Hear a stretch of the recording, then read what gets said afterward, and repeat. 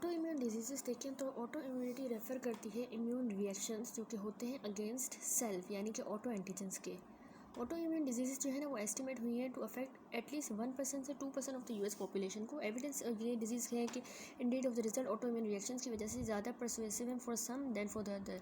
For instance कुछ इन disorders में high affinity autoantibodies identify हुई हैं और कुछ ऐसे में antibodies are known to cause pathologic abnormalities.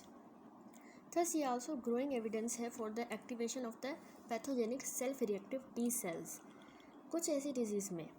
In addition, experimental models ने प्रूव किया है very informative providing circumstantial evidence supporting an autoimmune etiology. Nevertheless, it is fair to say that for many disorders traditionally classified as autoimmune, this etiology is suspected but not proved.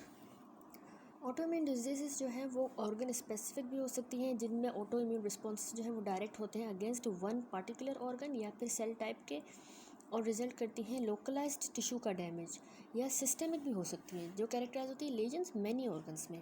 Table देखिए उसमें बताया गया है autoimmune disease के बारे में। ये organ specific जो होती है ना वो डिजीज़ जो मेडिएट होती है बाय एंटीबॉडीज़, उसमें है auto immune haemolytic anaemia, auto immune thrombocytopenia, ये सिर्फ ऑर्गन स्पेसिफिक है और एंटीबॉडीज से मीडिएट होती हैं। Autoimmune atrophic gastritis of the pernicious anaemia, myasthenia gravis में भी, ग्रेव्स डिजीज़ में, गुड पेस्टर सिंड्रोम में। अब सिस्टेमिक इसकी जो एंटीबॉडीज से मीडिएट होती हैं वो उसमें है systemic lupus एरिथेमेटोसिस।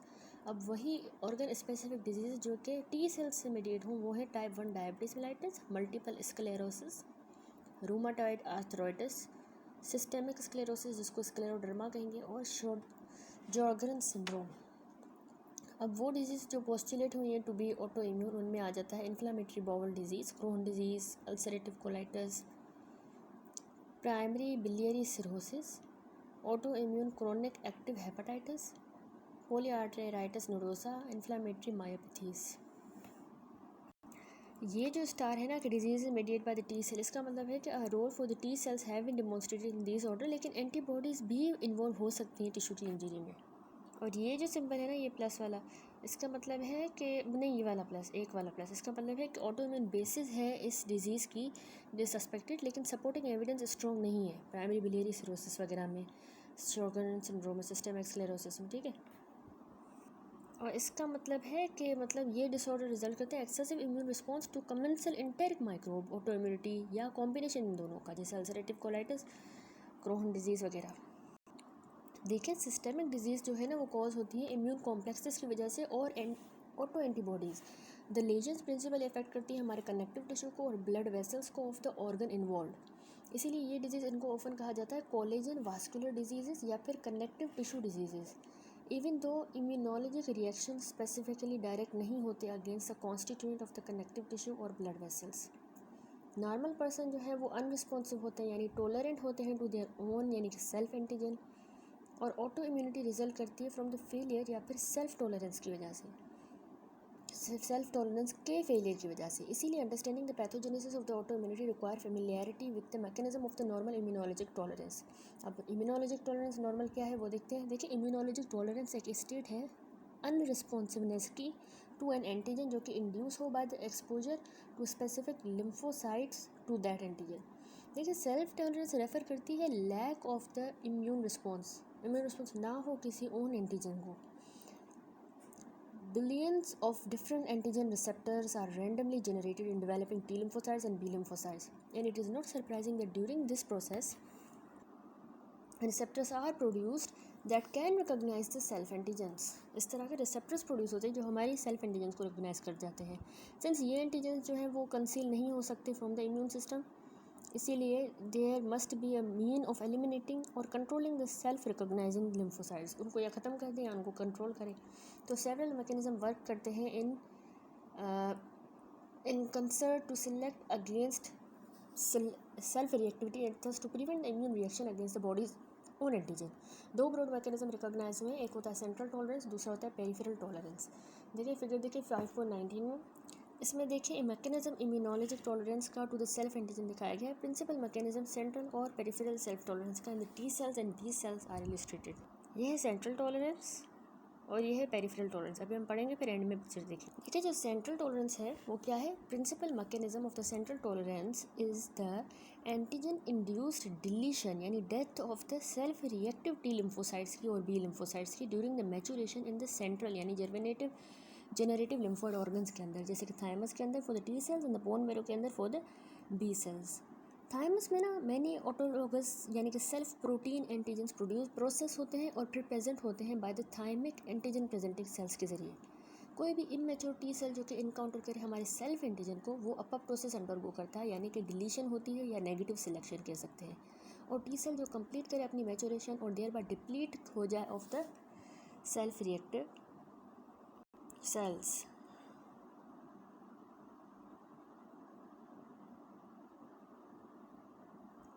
An exciting advance has been identification of a protein called AIRE, autoimmune regulator, जो स्टिमुलेट करता है एक्सप्रेशन कुछ peripheral tissue restricted self antigen की, उनको रेस्ट्रिक्ट करता है thymus and thus is critical for the deletion of the immature T cell specific for these antigen. Mutation AIR gene के अंदर कॉज है ऑटोइम्यून पोलीएंडोक्राइनोपैथी का, इसमें म्यूटेशन हो जाती है AIR में।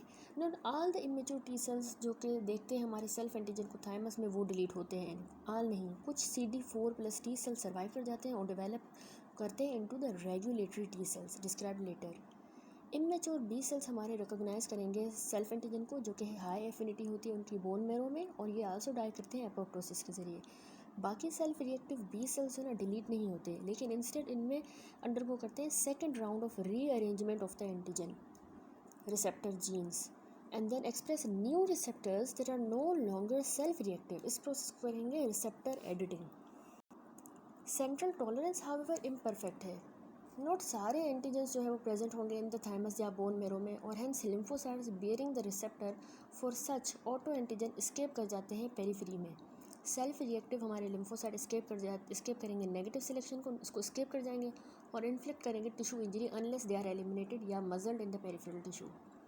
अब सेंट्रल के बाद दूसरी है पेरिफेरल टॉलरेंस। देखिए several mechanism silence potentially autoreactive T cells and B cells in the peripheral tissue. These are best defined for the T cells. ये मैकेनिज्म इंक्लूड करते हैं फॉलोइंग। एनर्जी, ये टर्म रेफर करती है to the functional inactivation rather than death, यानी functional inactivation को anergy कहते हैं लिम्फोसाइट्स की, जो कि इंड्यूस होती है by encounter with the antigen under certain conditions. जैसे कि हमने प्रीवियसली डिस्क्राइब किया, एक्टिवेशन टी सेल्स की रिक्वायर करती है दो सिग्नल, रिकॉग्निशन हमारे पेप्टाइड एंटीजन की इन एसोसिएशन MHC मॉलिक्यूल्स के साथ on the antigen presenting cell, और set of costimulatory signal through the B7 molecules provided by the antigen presenting cell.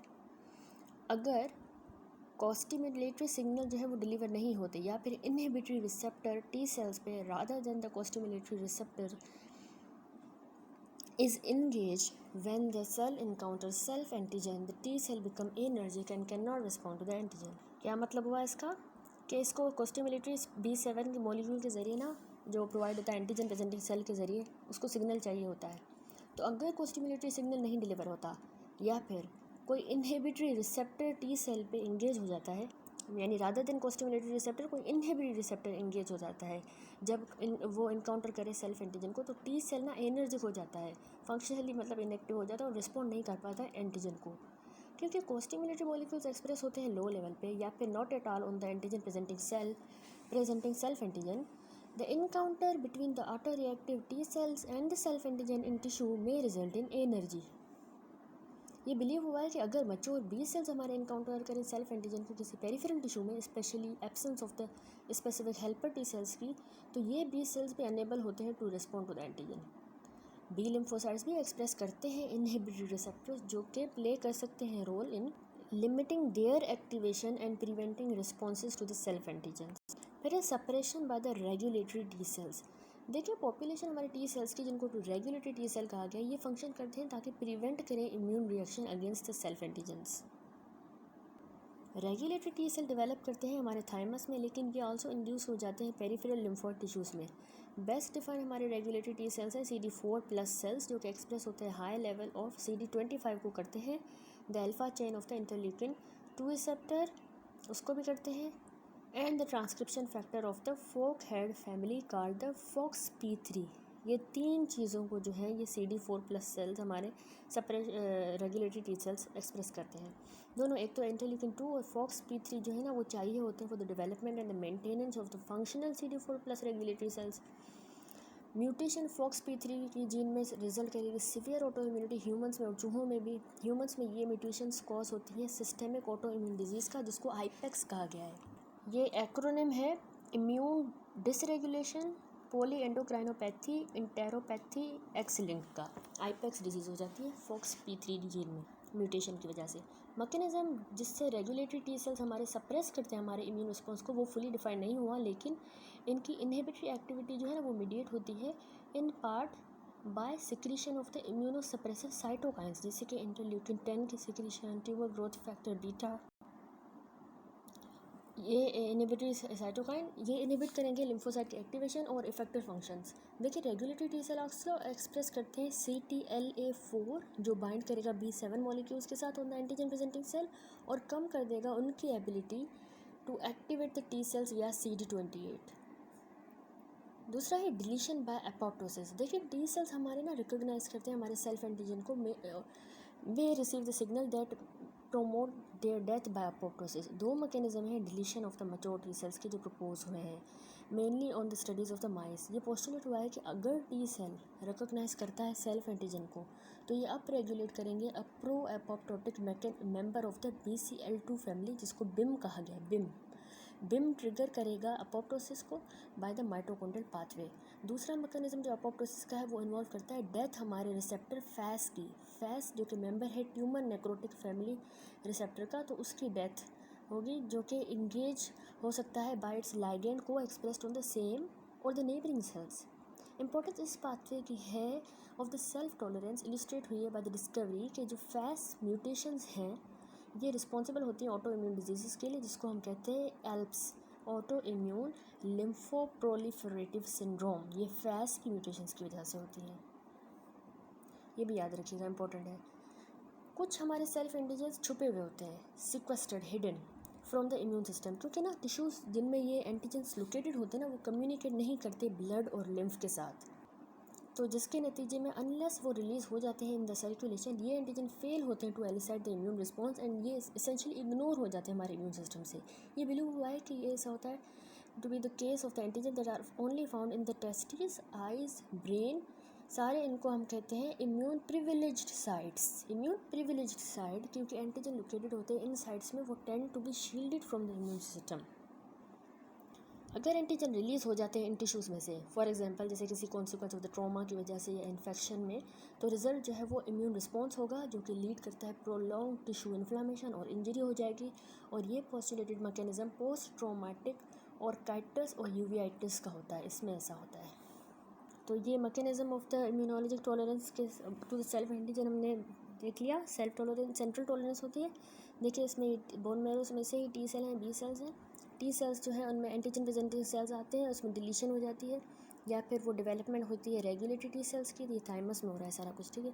अब टी रेगुलेटरी जो बने हैं ना वो पेरिफेरल में जाके पेरिफेरल टॉलरेंस करवाते हैं, वो ना suppression bye the T regulatory sales को करेंगे और बी सेल्स को इनहिबिट करेंगे, टी सेल्स को करेंगे और एंटीजन प्रेजेंटिंग सेल्स को भी, मतलब रेगुलेट करते हैं। इसके अलावा यहाँ पे जो बी सेल था ये ना डिलीशन करवा देता है और रिसेप्टर एडिटिंग भी करा सकता है बोन मैरो में।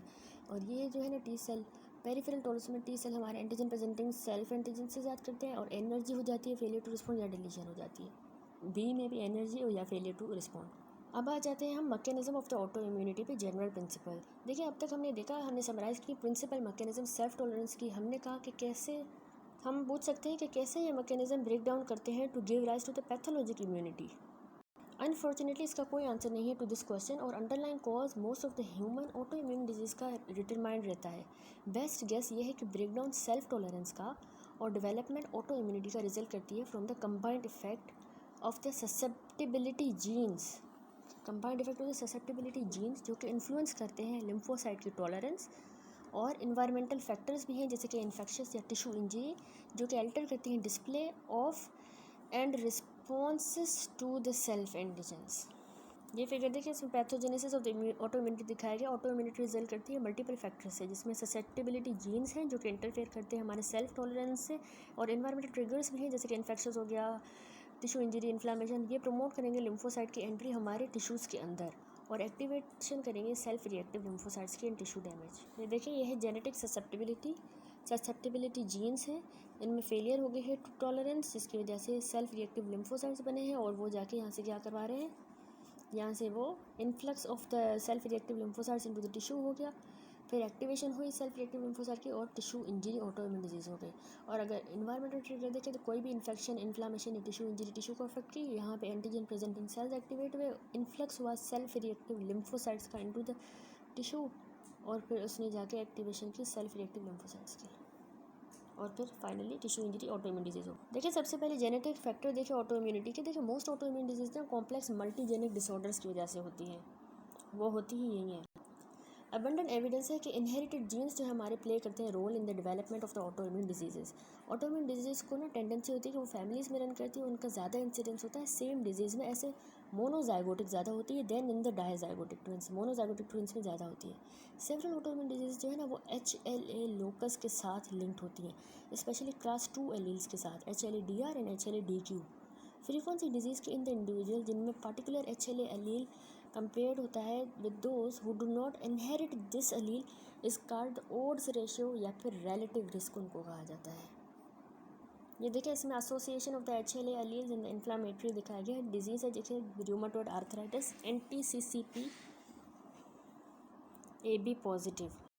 NTCCP-AB क्या है, वो एंटीबॉडीज़ हैं जो कि साइक्लिक सिट्रुलिनेटेड पेप्टाइड्स के खिलाफ होती हैं।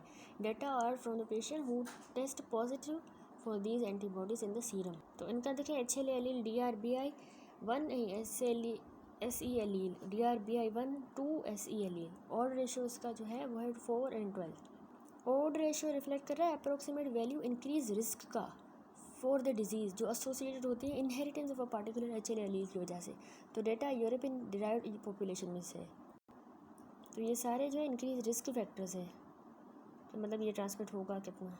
इसी तरह ये देखें डायबिटीज़ मेलाइटिस के भी हैं, उसके भी रेशियो देखें रिस्क, और मल्टीपल स्क्लेरोसिस के भी हैं, वो भी हो सकती है। सिस्टेमिक लूपस एरिथेमेटोसस, एंकाइलोजिंग स्पॉन्डाइलाइटिस और सीलिएक डिजीज़ेस। ठीक है, रिलेटिव रिस्क रेंजेस हमने देखे 3 से 4 हैं फॉर रूमेटॉइड आर्थराइटिस के लिए, और HLA-DR4 है 200 to more for ankylosing spondylitis, and HLA-B27। However कैसे MHC जीन इन्फ्लुएंस करते हैं डेवलपमेंट ऑटो इम्यूनिटी हमें स्टिल क्लियर नहीं है।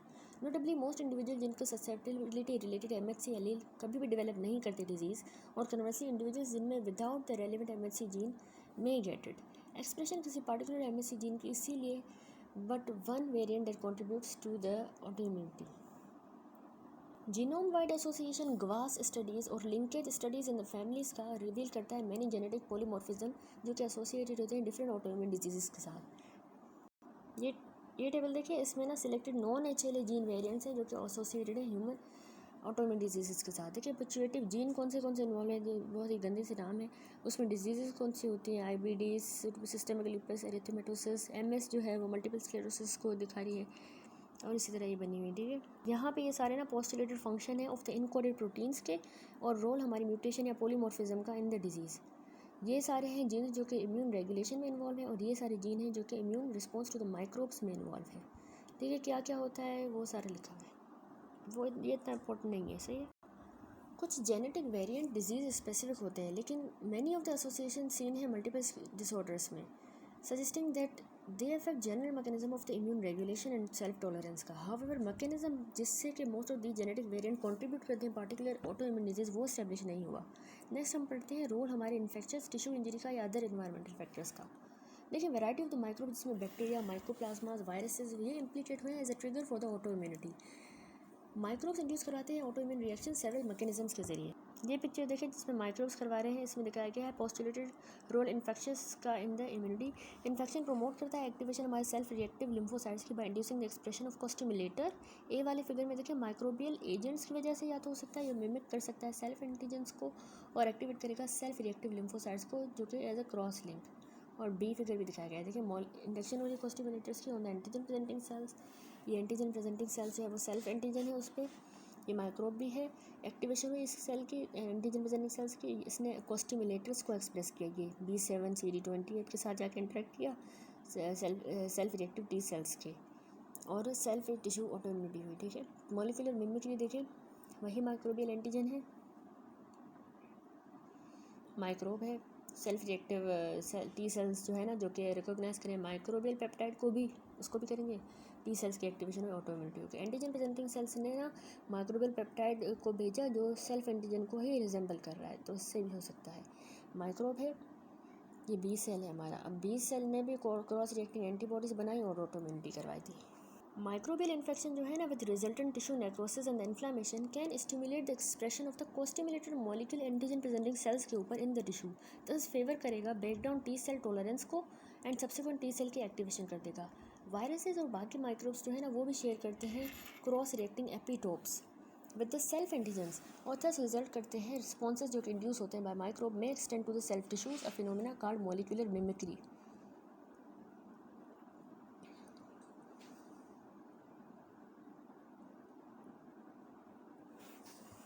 यानी कि इनको जो है वो क्रॉस रिएक्टिंग एपिटोप्स होते हैं वायरस और माइक्रोब्स के ऊपर विथ सेल्फ एंटीजन्स हमारे के साथ, तो जो रिस्पॉन्स इंड्यूस कराएगा ना वो माइक्रोब वो एक्सटेंड करेगा हमारे सेल्फ टिश्यू पे, उसको हम मॉलिक्यूलर मिमिक्री कह रहे हैं। Best example pathologic immunology cross reaction की हमारी र्यूमेटिक हार्ट डिजीज़, जिसमें ना एंटीबॉडी रिस्पॉन्स होता है against streptococci cross target the cardiac antigen. ये नॉन नहीं है अगर मिमिक्री को रोल है in more common auto immune disease. Recently जो है ग्रेट इंटरेस्ट है इन द आइडिया कि डेवलपमेंट ऑटो इम्यूनिटी का इन्फ्लुएंस होता है बाय द नॉर्मल गट और स्किन माइक्रोब बायोम की वजह से। Diverse collection of the commensal microbes जो कि रहते हैं हमें एज ए सिम्बियोटिक रिलेशनशिप के साथ। ये पॉसिबल है कि डिफरेंट कमेंसल्स माइक्रोब्स जो हैं वो अफेक्ट करें हमारे relative proportion of the effector and regulatory T cells को और शेप होस्ट रिस्पॉन्स की टूवर्ड और away from the aberrant activation. However ये स्टिल क्लियर नहीं है कि कौन से माइक्रोब कंट्रीब्यूट करते हैं specific disease in the human, या फिर अगर microbiome can be manipulated to prevent और treat this disorder. Adding to the complexity of the link between the microbes and auto immunity are recent observation suggest करती हैं कि infections paradoxically protect करते हैं individuals को from some auto immune diseases, notably type 1 diabetes से, multiple sclerosis and Crohn disease से। Possible mechanism underlying this effect is not understood. In addition to the infection display tissue antigens का alter हो सकता है by variety of environmental insult, जैसे कि UV radiation cause कराती है हमारी सेल डेथ। ये लीड करेगा exposure of the nuclear antigens जो एलिसेट करेंगे pathologic immune response in the lupus. ये मैकेनिज्म प्रपोज करता है explanation for the association of the lupus flares with exposure to the sunlight. Smoking risk factor है RA का, rheumatic arthritis का, perhaps क्योंकि ये लीड करता है केमिकल मॉडिफिकेशन हमारे सेल्फ एंटीजेंस की। लोकल टिश्यू इंजरी किसी भी रीज़न की वजह से लीड करेगी रिलीज हमारे सेल्फ एंटीजन का और ऑटो इम्यून रिस्पॉन्स होगा। फाइनली स्ट्रॉन्ग जेंडर बायस है of the auto immunity with many of these diseases being common in women than in the men. Underlying mechanism नहीं पता हमें अच्छे से अंडरस्टूड नहीं हुए, लेकिन इन्वॉल्व कर सकता है इफेक्ट हार्मोन्स का भी और अदर फैक्टर्स भी हो सकते हैं, इसीलिए वुमेन में ज़्यादा कॉमन है। ऑटो इम्यून रिस्पॉन्स जो है वो इट्स सेल्फ प्रमोट करते हैं फर्दर ऑटो इम्यून का अटैक। टिश्यू इंजरी कॉज होती है by an auto immune response या फिर किसी अदर कॉज की वजह से लीड करेगी exposure of the self antigen epitopes जो कि प्रीवियसली कंसील्ड थे लेकिन अब प्रेजेंट होते हैं to the T cells in an immunogenic form. Activation ऐसे ऑटो रिएक्टिव टी सेल्स की कहलाती है एपिटोप स्प्रेडिंग, क्योंकि इम्यून रिस्पॉन्स स्प्रेड करता है टू द एपिटोप्स जो कि रिकॉग्नाइज नहीं हुए थे इनिशियली, इसीलिए एपिटोप स्प्रेडिंग कह रहे हैं। ये वन ऑफ द मैकेनिज्म है जो कंट्रीब्यूट करता है chronicity of the auto immune diseases में। समरी देख लेते हैं इम्यूनोलॉजिक टॉलरेंस की और ऑटो इम्यूनिटी की। टॉलरेंस यानी अनरिस्पॉन्सिवनेस सेल्फ एंटीजन को फंडामेंटल प्रॉपर्टी होती है हमारे इम्यून सिस्टम की। ब्रेकडाउन टॉलरेंस का बेसिस है ऑटो इम्यून डिजीज़ का। जनरल टॉलरेंस होती है, पेरिफेरल होती है। जनरल में इमेच्योरिटी और बी लिम्फोसाइट्स रिकॉग्नाइज करेंगे सेल्फ एंटीजन्स को सेंट्रल जेनरेटिव लिम्फोइड ऑर्गन्स के अंदर और फिर किल हो जाते हैं अपोप्टोसिस के जरिए। बी सेल लीनिएज में कुछ सेल्फ रिएक्टिव लिम्फोसाइट स्विच कर जाते हैं टू न्यू एंटीजन रिसेप्टर्स जो कि सेल्फ रिएक्टिव नहीं है। पेरिफेरल टॉलरेंस में मच्योर लिम्फोसाइट जो कि रिकॉग्नाइज करते हैं हमारे सेल्फ एंटीजन को, पेरिफेरल टिश्यू में वो फंक्शनली इनएक्टिव हो जाएंगे यानी एनर्जी हो जाएगी। दैट्स इट, हमारा अल्हम्दुलिल्लाह चैप्टर कंप्लीट हुआ है यहाँ पे। आई एम सो सॉरी लेकिन अभी चैप्टर रहता है। हमने कहा एनर्जी हो जाती है और वो सप्रेस हो जाते हैं रेगुलेटरी लिम्फोसाइट के साथ या फिर डाई कर जाते हैं बाय अपोप्टोसिस। फैक्टर जो कि लीड करते हैं failure of the self tolerance में और ऑटो इम्यूनिटी डेवलप करवाते हैं वो है एक इनहेरिटेंस ससेप्टिबिलिटी जीन्स की, जो कि डिसरप्ट करते हैं डिफरेंस टॉलरेंस के पाथवे को, और दूसरा होता है इन्फेक्शन और या टिश्यू इंजरी, जो कि हमारे सेल्फ एंटीजेंस को एक्सपोज करते हैं और एपीसीज को लिम्फोसाइट्स को एक्टिवेट करते हैं tissues. Having discussed the general principles of the tolerance and autoimmunity, हम proceed करेंगे to the discussion of some of the most common और important autoimmune diseases. Although हर disease जो है वो discuss separately हुई है, consider करेंगे overlap is apparent in their clinical and morphologic features and underlying pathogenesis. यहाँ पे हम कवर करेंगे systemic autoimmune diseases, autoimmune diseases जो कि affect करें single organ system को, वो discuss हुई हैं in the chapter जो deal करते हैं relevant organs के साथ। सिस्टेमिक लूपस एरिथेमेटोसिस देखें तो SLE एक ऑटो इम्यून डिजीज़ है जो इन्वॉल्व करती है मल्टीपल ऑर्गन्स को। ये कैरेक्टराइज होती है वास्ट अरे ऑफ द एंटीबॉडीज़ के साथ, पार्टिकुलरली एंटी न्यूक्लियर एंटीबॉडीज़ एनास के साथ, जिसमें इंजरी जो है वो कॉज होती है mainly by the deposition of the immune complexes और बाइंडिंग एंटीबॉडीज़ की वेरियस सेल्स और टिश्यूज़ के साथ। एक तो इम्यून कॉम्प्लेक्सेस और डायरेक्ट एंटीबॉडीज़ की बाइंडिंग। इंजरी स्किन को, जॉइंट्स को, किडनी को, सीरोजल मेम्ब्रेन्स को प्रोमिनेंट होती है, लेकिन वर्चुअली सारे ऑर्गन बॉडी में अफेक्ट हो सकते हैं। प्रेजेंटेशन SLE की जो है ना वेरिएबल है कि complex set of the criteria for this disorder has been proposed to help the clinician and for the design and assessment of the clinical trials. ये है वो table revised criteria for the classification of the systemic lupus erythematosus. देखिए इसमें criteria है और उनकी definition है, clinical criteria और इम्यूनोलॉजी। देखिए क्लिनिकल क्राइटेरिया में हमें अक्यूट कुटेनियस लूपस में हमें मेलार रैश मिलती है, फिक्स्ड एरिदिमा, फ्लैट या raised over the malar eminence और फोटोसेंसिटिविटी। इसको बटरफ्लाई रैश या फिर मेलार रैश भी कहते हैं, ये होता है। इसके अलावा क्रोनिक कुटेनियस लूपस में हमें क्या मिलेगा, ये क्लिनिकल क्राइटेरिया है। अक्यूट में मेलार, क्रोनिक में डिस्कोइड रैश होती है, एरिथेमेटस रेज्ड पैचेस होते हैं विद अडेरेंट केराटोटिक स्केलिंग और फॉलिकुलर प्लगिंग। देखिए ये है डिस्कोइड रैश, इसमें मतलब केराटोटिक स्केलिंग हो जाती है, पैचेस हो जाते हैं, तो वो हमें क्रोनिक में मिलती है। फिर इसके अलावा हमें नॉन स्कैरिंग एलोपेशिया भी मिलता है। नॉन स्कारिंग ये डिफ्यूज थिनिंग या हेयर फ्रेजाइलिटी होती है in the absence of other causes. देखिए इस तरह का हमें नॉन स्कारिंग एलोपेशिया भी मिलता है। देखिए इस तरह के SLE में हमें ओरल या नेज़ल पेनफुल अल्सर्स भी मिलते हैं और ये पेन लेस होते हैं। इसके अलावा ना हमें जॉइंट डिजीज़ भी मिलती है। नॉन इरोजिव साइनोवाइटिस होता है इन्वॉल्विंग 2 या मोर पेरिफेरल जॉइंट्स को, जो कि जिसमें टेंडरनेस, स्वेलिंग या इफ्यूजन हो रही होती है। ठीक है, इस तरह से साइनोवाइटिस होती है, स्वॉलन इन्फ्लेम्ड साइनोवियल मेम्ब्रेन।